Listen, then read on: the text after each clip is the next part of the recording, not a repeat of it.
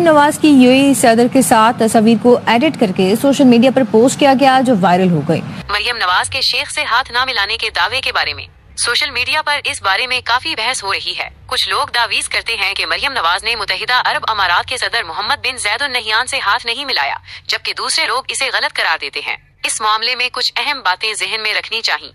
Social media पर तस्वीर की तशरीह। सोशल मीडिया पर तस्वीर को मुख्तलिफ जावियों से देखा और समझा जाता है। कभी कभी एक ही तस्वीर की मुख्तलिफ तशरीहात सामने आती हैं। मुख्तलिफ नुक्ता नजर। इस मामले पर मुख्तलिफ लोगों के मुख्तलिफ नुक्ता नजर हो सकते हैं। कुछ लोग उसे सियासी नुक्ता नजर से देखते हैं, जबकि दूसरे लोग उसे मजहबी नुक्ता नजर से देखते हैं। सबूत की कमी।